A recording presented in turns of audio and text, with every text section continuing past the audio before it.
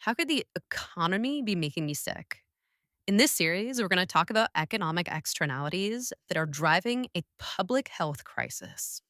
Most of us agree free market is the most efficient way to run an economy, one it's rooted in voluntary exchange and competition. But the market isn't perfect, and it sometimes fails to distribute resources efficiently throughout an economy if prices aren't reflective of the true social cost or benefit of producing a good or service.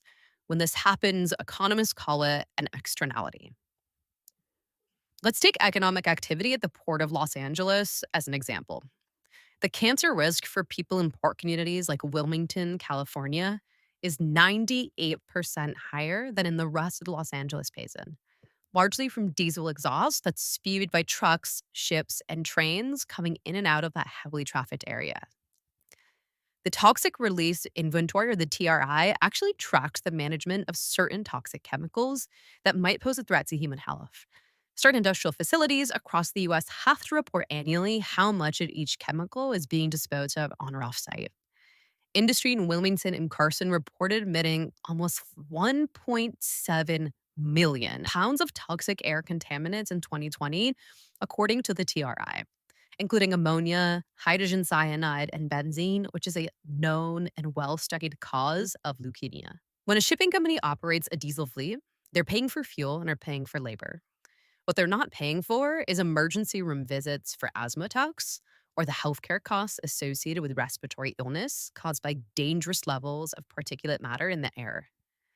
Those costs are real, those costs are material. They're just being displaced onto private citizens. They're left off of the company's balance sheet, but they show up for you in higher insurance premiums, in lost wages for workers who become too sick to go to work, and in billions of dollars in state funded healthcare. Some leaders will argue fixing this is too expensive. But true market logic says that the producers shouldn't be responsible for their own waste. When we're ignoring these health externalities, we're essentially asking private citizens to subsidize the shipping industry with their own physical well being. Yes, when a company isn't responsible for bearing their costs of production, they're getting a subsidy from you. According to UV Irvine researchers, heavy duty trucks will cause an estimated 2,100 asthma attacks, over 100 premature deaths, and over $1.3 billion in health costs in 2035 alone. When a business doesn't have to account for these numbers, the market isn't efficient, it's actually distorted. Unfortunately, California's clean truck rules were effectively repealed earlier this year under the current administration. They were expected to save billions of dollars in health costs through 2050. That's money that would have stayed in the pockets of taxpayers and families.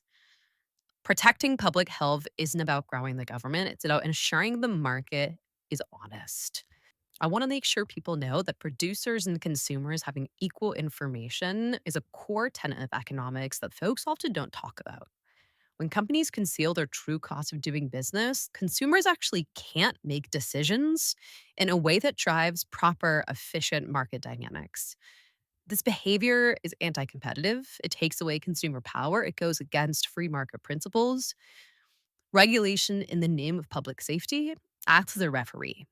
A referee in a sports game doesn't make a game anti competitive and make sure everyone abides by the same rules. If we want a truly efficient and competitive market, we have to stop externalizing the cost of doing business.